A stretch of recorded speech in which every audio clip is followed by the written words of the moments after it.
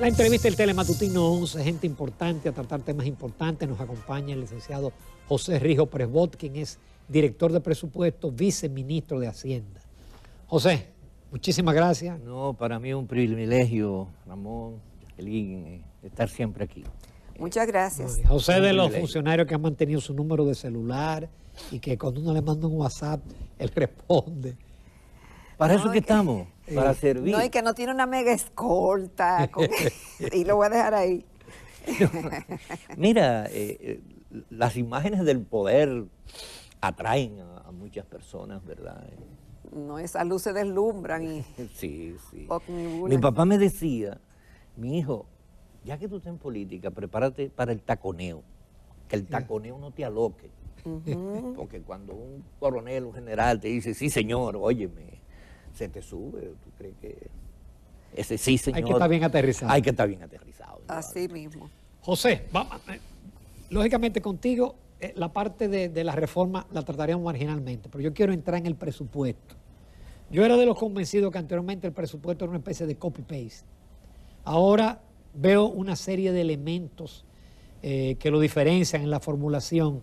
¿Qué novedades tiene este presupuesto para el 2021? Bueno, lo primero que tengo que reconocer es al gran equipo de profesionales de la Dirección General de Presupuesto que ha permitido elaborar una nueva forma de formular el presupuesto y de trabajarlo. Es decir, que se ha trabajado. Sí, indudablemente que hay una falta de capacidades en las instituciones para poder ejecutar todas las aspiraciones que uno tiene de formulación presupuestaria. Entonces, lo primero que hicimos fue llegar a un acuerdo con el Ministerio de Economía, Planificación y Desarrollo y comenzar a trabajar el plan unido al presupuesto. Porque un plan sin presupuesto es poesía. ¿Tú te refieres al plan plurianual? No, el plan institucional de cada... Y tomamos unas 12 instituciones para comenzar a trabajar con ellos a partir de qué. Bueno, ¿de dónde yo parto? ¿Cuál es el impacto que va a tener los recursos en la sociedad? Es decir, cómo va a mejorar la calidad de vida de la gente. Y para eso yo tengo que tener unos resultados. Ahora esos resultados vienen como consecuencia de un producto institucional que requiere de unos procesos y requiere de los recursos necesarios para lograr ese impacto. Es decir, crear una cadena de valor en la formulación que permita después hacer el seguimiento y la evaluación. Hasta ahora los analistas de presupuesto, por ejemplo, se dedicaban única y exclusivamente a ver el comportamiento financiero del gasto, no el presupuesto físico, que son las metas que están establecidas para cada institución. ¿Y se está preparado para eso, licenciado? Hemos estado... Porque este gobierno es nuevo, se dicen que los funcionarios no tienen experiencia, que por eso se han cometido algunos errores, y es ambicioso.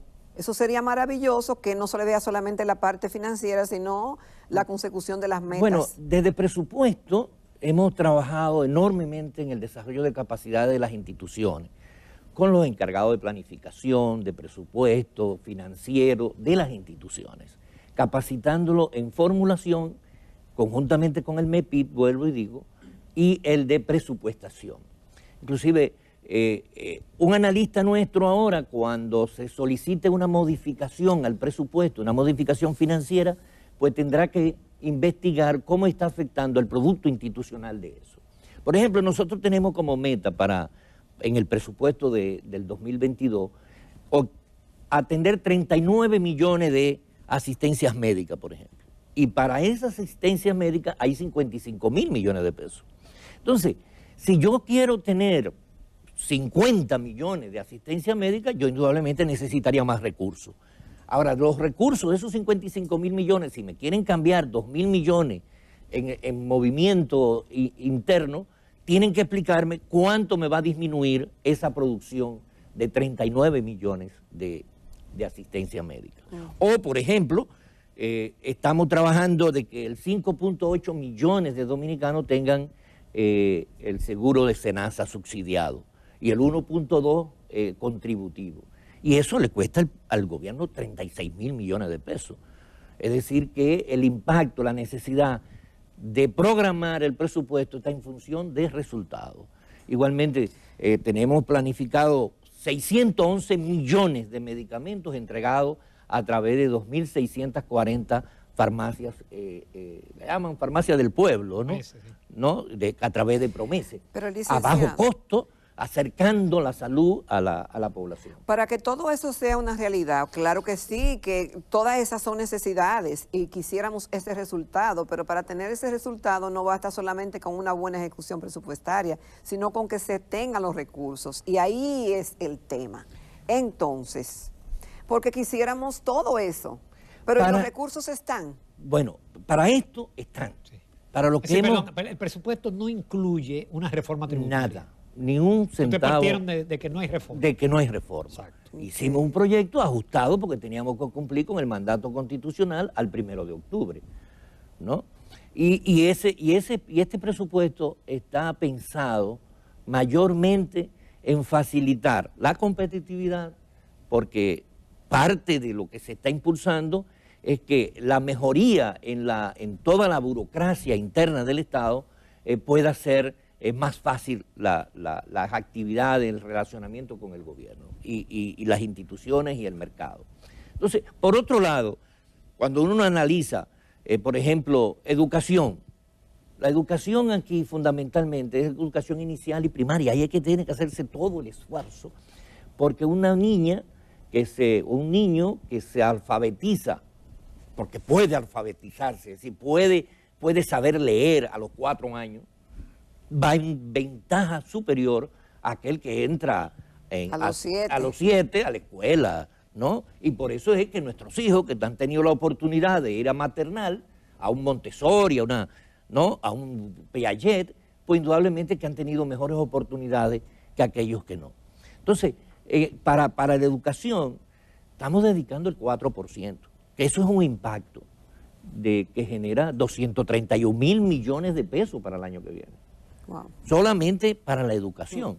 Y de eso, 83.000 millones de pesos van para la educación inicial. Y eso se va a medir, ¿Eh? Porque se tiene la idea de que se ha invertido y no se ha logrado nada, o muy poco, en calidad. Porque aquí viene la razón de cómo se planificó ese 4% en el año 2012 para el 13. Nosotros criticamos, inclusive el 7 de enero del 2013 nosotros escribimos un artículo diciendo es falso que el gobierno cumple con el 4%. Y lo pueden buscar en la prensa. ¿Por qué? Porque el presupuesto era 86-14 regularmente, el presupuesto de educación. Porque básicamente el gasto en educación debe ser corriente, porque debe ser capacitación, debe ser pago de salarios a los maestros y no construcción. ¿Y qué pasó en el 2013? Bueno, que el presupuesto que se elaboró, el 34% era de gasto de capital para la infraestructura. Para la infraestructura física de las escuelas, con una ambición de 28.000 aulas. Y resulta que este año nosotros hemos tenido que montarnos sobre 400 escuelas que tenían código SNP, que no lo podíamos elaborar porque nada más encontramos 9 códigos, y Ramón sabe que un proyecto, si no tiene el código del Sistema Nacional de Inversión Pública, no puede estar en el presupuesto. No puede ser asignado. Oh, Dios. Entonces, si no estaba en el CIGEF. No, en el SNP, que es el Sistema Nacional de Inversión Pública, que es el órgano rector, es el Ministerio de Economía. ¿Y qué explicaba eso? Estaban antes, pero sin estar. Estaban ahí con contratos, que hubo necesidad de hacer una ley que vino a salir en mayo. Por eso es que esas escuelas no se podían iniciar y reiniciar porque necesitaba un incremento de más del 25% como establece la ley de compra y contrataciones. Es decir, habían contratos del 2013 que se le habían dado el inicial a los contratistas que ganaron un sorteo en noviembre del 2012 y que sin embargo no tenían el terreno donde hacerlo y tenían ese dinero en su bolsillo. Pero el costo de esa escuela que él se ganó de 45 millones de pesos, a lo mejor ya el costo anda por 100 millones de pesos. Entonces ese incremento tenía que ser autorizado mediante una ley especial, porque no se podía anular el contrato tampoco, porque tenía su penalidad. Entonces todo eso mismo pasó con los proyectos de inversión en el Ministerio de Obras Públicas, porque tuvimos que montarnos sobre lo existente. Recordarán que se elaboró el presupuesto en 45 días. Nosotros llegamos el 16 de agosto y el día 1 de octubre ya teníamos que entregar el presupuesto. Y nada más encontramos 9 códigos SNIT, es decir, 9 códigos de proyectos de inversión registrados como nuevos en el año 2020. Este año nosotros llevamos ya más de 160 códigos SNIT elaborados, que están presupuestados, que van a tener un ciclo más, porque han llenado todos los requisitos, y los presupuestos y la previsión de los recursos están. Entonces, el año que viene la ejecución de los proyectos de inversión va a ser mucho más rápida yo te iba a hacer esa más pregunta ágil. porque al 16 de septiembre, que qué bueno, en la página de ustedes, apenas habían ejecutado el 32% del gasto de capital. Por eso es que Omar Fernández dice, no, lo que sobre de este año, que se use el año que viene, se va a usar y que no haya reforma. O decía ayer el economista Bian Joe que no hace falta la reforma porque le está sobrando el dinero a ustedes. No, pero eso es que el gasto, la ley de presupuesto finaliza el 31 de diciembre. Y lo que no se ejecuta no existe.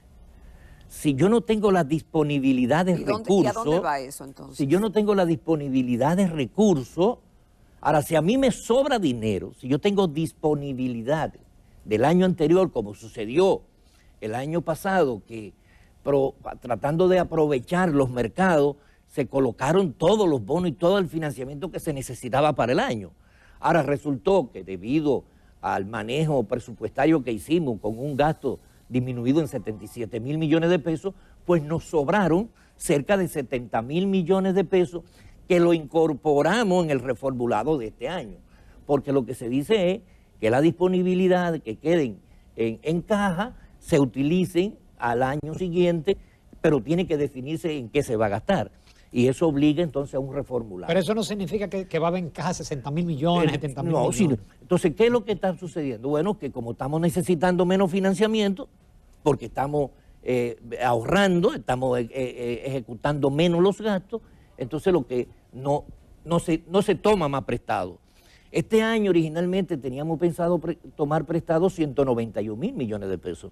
Sin embargo, este año, producto de esa economía que tuvimos el año pasado, de casi 70.000, mal manejo de pasivo, que dio una diferencia de más de 15.000 millones de pesos, y dejar de pagar unos 432 millones de dólares por concepto de deuda, pues en lugar de aumentar el financiamiento, este año lo estamos disminuyendo a 153.000 millones, lo presupuestado para finalizar el año. Sin embargo, eso no lo vamos a necesitar. 253.000, eso no lo vamos a necesitar todo. Por lo tanto, habrá menos endeudamiento todavía para el final del año, porque el déficit va a ser menor que el proyectado. Entonces, un asunto no es solamente del manejo de los gastos, también sino de la disponibilidad de los recursos, ¿no? Porque que yo tenga en obras públicas 19.000 millones de pesos para proyectos de inversión y nada más he podido ejecutar 6.000 millones, no quiere decir que esos 10.000 millones estaban ahí. Era que no había. Es que no había. Vamos a hacer una breve pausa, José, que esto está interesante. Volvemos con el director de presupuesto en unos minutos. Licenciado, el tema del momento lo es, sin lugar a duda, la posibilidad de una reforma fiscal. El presidente dijo que lo iba a socializar, que lo iba a presentar directamente con los partidos políticos, con el empresariado, es decir, que en otras palabras, se sacaría de la mesa de discusiones del Consejo Económico y Social. La prensa reseña hoy declaraciones de empresarios diciendo que ya basta del cortoplacismo, de que es improvisada esta reforma tan rápida. Es sorprendente que usted diga que el presupuesto, el proyecto de presupuesto para el 2022 se hizo en base a lo que se tiene actualmente, sin contar con una reforma fiscal. Entonces, no entendemos cuál sería la prisa de sacarlo del Consejo Económico y Social y proyectarlo con una rapidez si no está contemplado en el presupuesto del 2022. Bueno, lo primero que nosotros tenemos que plantearnos es que el pacto fiscal, porque a mí no me gusta hablar de reforma, a mí me gusta que hablemos de pacto fiscal, porque eso es lo que ordena la Ley de Estrategia Nacional de Desarrollo, que lo que la violaron ahora pretenden que se cumpla, porque al 1 de enero del 2015 tenía que haberse hecho el pacto fiscal. Y así lo ordena la ley de estrategia. Ahora, hacer el pacto fiscal en el 2015 atentaba al proyecto reeleccionista del 16 de Danilo Medina. Y en el 2012, el PLD completo, ¿no?, sometió una supuesta reforma tributaria, no el pacto fiscal, en el Consejo Económico y Social, y cuando en el Consejo Económico y Social le dijeron, bueno, el primer punto es la racionalización del gasto. El presupuesto no puede ser el del 2012 porque tuvo un déficit de 156.000 millones de pesos, producto de la campaña electoral, y por lo tanto tenemos que volver a un presupuesto del 2011 en términos de gasto. ¿Y qué hizo el PLD? Bueno, simple y llanamente, como tenía mayoría en el Congreso, se mandó a correr y se fue para el Congreso, y en noviembre nos aprobó lo que llamaron muchas veces el paquetazo, donde al aceite, al café, al chocolate se le puso un ITEVI que hoy está pagando el 16%, porque la gente tal vez no recuerda que está pagando el 16% de ITEVI al chocolate, que es uno de los alimentos básicos. Entonces, para nosotros hablar de pacto tiene que hablarse primero de la racionalización del gasto, de la eficiencia del gasto, de la transparencia. Y demostrarlo. Que la gente entienda que cada centavo que usted paga de impuestos está ahí, transparente, ejecutado en lo que debe ser. Y esas son de las cosas que nosotros venimos planteando. Y es un esfuerzo que hemos venido haciendo. El primer punto del pacto fiscal es la disminución de la evasión fiscal. Y la evasión fiscal, ¿en cuánto la encontramos? En 45% del ITEVI. Y eso, indudablemente, impacta en la cantidad de recursos que necesita el Estado. Para disminuir la evasión necesitamos una administración tributaria más eficiente, más oportuna y con un sistema tributario más ágil, de mayor posibilidad de que la persona pueda contribuir, amigables, más simple, ¿no? Donde todos nos sintamos fácil de hacer nuestra declaración de impuestos. Además de que tenga algún impacto de retorno en los impuestos que yo pago. Porque una de las cuestiones que nosotros tenemos en este país es que tú pagas impuestos, el Estado no te brinda mayor seguridad, más salud de calidad, educación, oportunidad de empleo, oportunidad de adquisición de vivienda, mejores infraestructura, el mejor sistema carcelario, todo eso cuesta dinero. La justicia cuesta dinero. Si nosotros planteáramos, si nosotros aplicáramos lo que establece la ley 19404 que establece los porcentajes fijos al Poder Judicial, a la Cámara de Cuentas, a los ayuntamientos, más la que establecen las otras leyes, ¿tú sabes cuánto tendríamos que disponer? 656.000 millones de pesos. Es decir, adicionales al billón 41. El 11% del Producto Interno Bruto sería en la especialización por leyes de fondo. ¿Y entonces? ¿Tú sabes cuánto le tocaría al presidente de la República? 41.000 millones de pesos para su discrecionalidad. ¿Y cuánto se ha colocado? 4.648 millones. Pero no se cumple con esas leyes. ¿Cuál es la recomendación? Precisamente, una de las reformas que tenemos que hacer es sincerizar y romper con el populismo legislativo que por tantos años, como el gobierno no cumplía con sus responsabilidades, había que poner un porcentaje fijo a ver si se cumplía. Pero esos porcentajes fijos contradicen todo el sistema de plan presupuesto, porque yo no puedo planificar de antemano cuánto yo necesito si no sé lo que voy a lograr. Y eso pasó con el 4% de educación, ¿no? Que lo hicimos y no establecimos metas ni prioridades en la ejecución. Entonces, por el lado del gasto nosotros hemos venido haciendo un gran esfuerzo de transparencia, de rendición. Y ese es el primer punto que nosotros tenemos que hablar. Por ejemplo, en estos días se habla de que hay mucho gasto en alimentos y comida en las instituciones. Nosotros, de enero a septiembre, comparado con el año pasado, lo hemos disminuido en 4.600 millones de pesos. 4.600 millones de pesos menos en compra de alimentos y bebidas para los funcionarios. Y eso es un esfuerzo. Cuando analizamos, y yo los invito a que ingresen a nuestra página digepres.go, busquen, ahí hay una tabla dinámica actualizada permanentemente, y que analicen el comportamiento 20 y 21, los primeros 8 meses de cada año, para que vean ¿Cuánto se ha reducido en publicidad, en agua, en lavandería, en una cantidad de gastos innecesarios? En 90 auxiliares nosotros determinamos 57.000 millones de pesos menos, que de alguna manera lo teníamos todavía incorporado en el presupuesto porque no pudimos limpiarlo. Para el próximo año eso se está limpiando. Y lo que se le va a colocar a las instituciones es lo que realmente necesita. Por ejemplo, en compra de vehículos, hay 1.700 millones de pesos, pero se ha ejecutado el 31%. Porque para comprar un vehículo ahora, primero tiene que tener la disponibilidad de recursos en su auxiliar de cuenta. Segundo, tiene que tener la no gestión del Ministerio de la Presidencia, administrativo de la Presidencia, porque sin la no gestión de Presidencia, ninguna institución puede comprar un vehículo. Y otro tiene que ser un vehículo utilitario, una camioneta, una ambulancia, un refrigerado, en fin.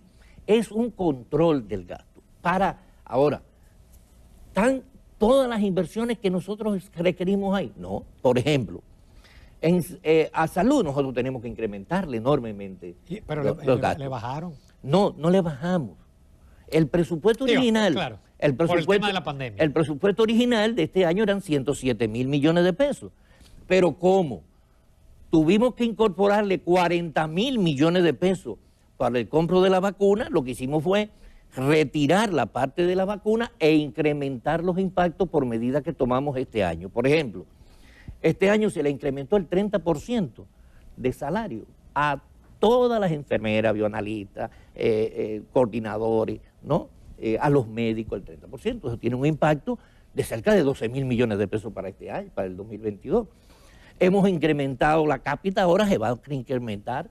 Necesitamos más, nos faltan 6.000 millones de pesos que lo necesitaríamos con la reforma, ¿no? Hay proyectos de inversión por alrededor de los 80.000 millones de pesos de demanda de las diferentes comunidades que visita el presidente, que requieren también de mayores recursos y que tendrán que postergarse, o al menos no están contempladas esos proyectos de inversión necesarios para el desarrollo del país, no están contemplados en el presupuesto.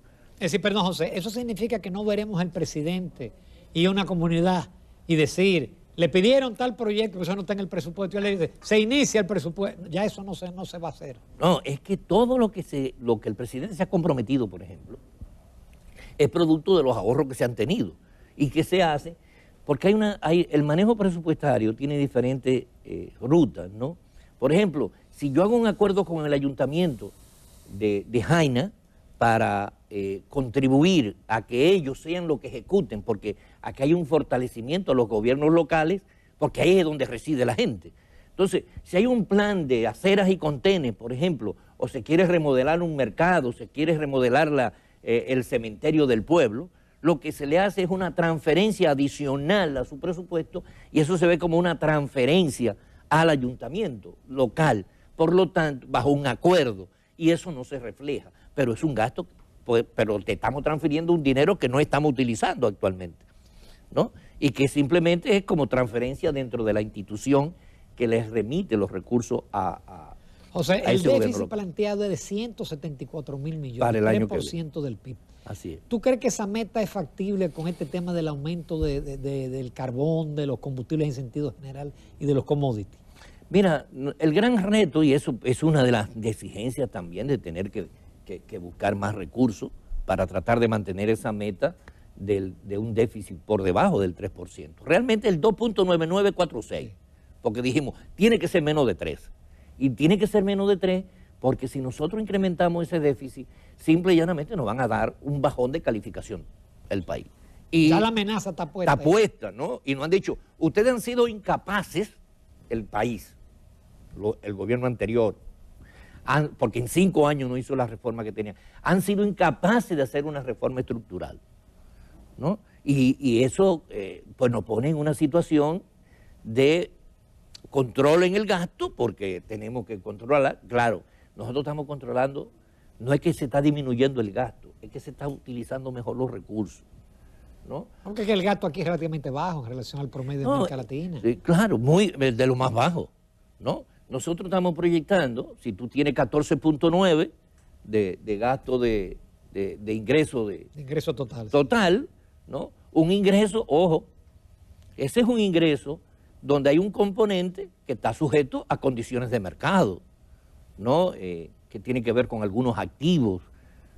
Como este año nosotros planteamos que había la posibilidad de introducir 80.000 millones de pesos, y no se pudo. Sin embargo, por la eficiencia, por esta economía que se ha dinamizado, que es un tema que tenemos que discutir después, ¿cómo es posible que durante 9 meses no hemos tenido déficit, hemos tenido baja inversión de gasto de capital, sin embargo la economía ha crecido un 13%? ¿No? Es decir, que eso los analistas, los economistas... El sector privado. Tendrán. Ahora, ¿qué es lo que está diciendo eso? Que el sector privado está jugando su rol, porque el gobierno le brinda confianza, porque le está dando seguridad jurídica, que es una de las cosas que nos faltaba en este país. Qué pena no tener más tiempo, José Rijo, pero yo creo que tu explicación ha sido bastante precisa. Ya habrá momentos de volver a juntarnos de nuevo, especialmente cuando se esté discutiendo en el Congreso. No, y que después... Y ven el griterío de la ONG y de la... Bueno, pero es bueno que que las ansiedades se van a calmar en las próximas semanas, ¿no? Cuando ya haya una propuesta formal de discusión y que se salga a consensuar... Eso que se ha salido, eso no es. No, lo que salga a consensuarse con los partidos, con los dirigentes, no es que se saque totalmente de la discusión del Consejo Económico y Social. Es consensuar, es buscar voluntad y hacer entender que el problema es el país. El problema es del Estado. Lo dijiste y todo. Muchísimas gracias, José Rijo. Gracias a ustedes. Muchísimas gracias. Nos vamos a comerciales. En el próximo segmento tenemos una entrevista breve con el director general de la Cámara de Comercio Franco-Dominicana.